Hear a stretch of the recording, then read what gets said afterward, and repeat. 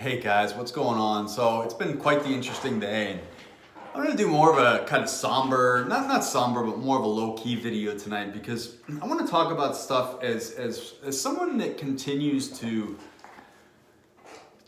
become more successful and get further into the public's eye and dealing more with people that don't know you really from other than what they see online.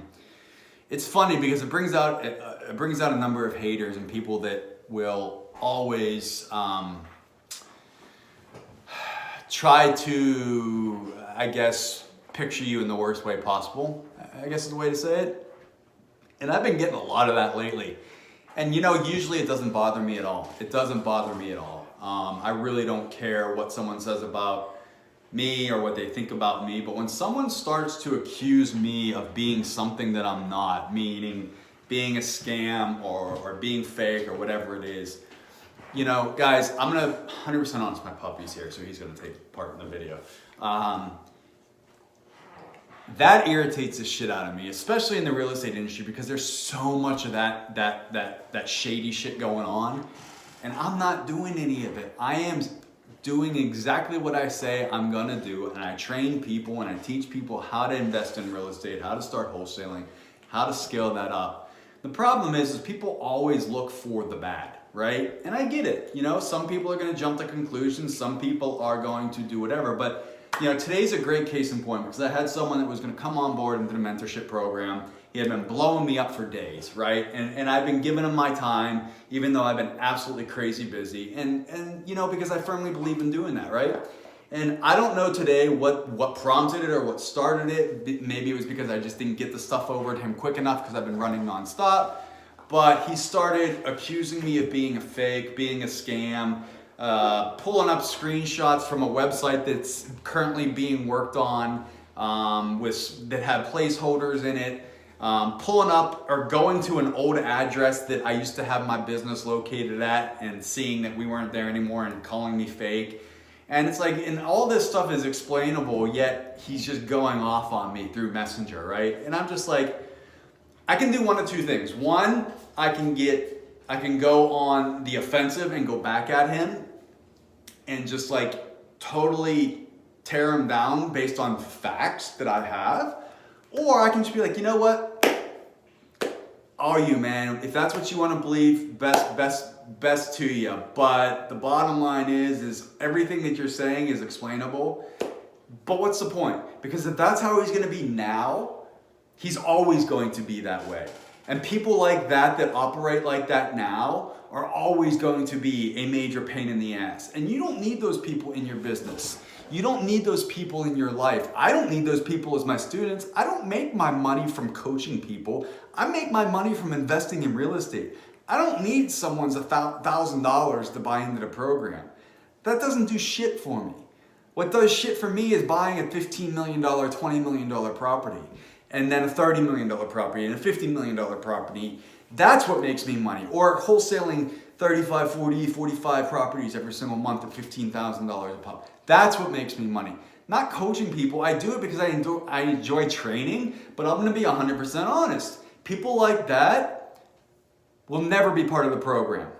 And they're the reason why I'm very selective about who I bring in, because I don't need that. I don't need those headaches. No one needs those headaches. So if you're dealing with people like that, the sooner you can cut them out of your business, the better you're gonna be. And the bottom line is I very quickly just ended it. I don't need it. I blocked them, I deleted the messages, and I wished them the best. I didn't get pissed, I didn't get upset. I simply wished him the best and let him go on his way. And he's gonna do whatever he wants. And then what he did is he jumped on a webinar I was giving and then started messaging some of my students about how they're fake and this and that. And the metrics that I showed on the webinar are exactly those metrics. She has $270,000 under contract that's going to be closing. Gross. That's not her assignment fees. That's gross business closing. See what I mean? It's all easily explainable, but he was so caught up in his own head that he couldn't come down off of that. He had to be the big guy and come at me like a bully. And that's fine, bro. I don't got time for that shit. You're small-minded, you're a dump truck driver or whatever the hell it is that you do and sit on your ass. You do that, have fun with that the rest of your life. And there's nothing wrong with that. But if that's how you're gonna act, bro, you're never gonna be anything in this world, ever.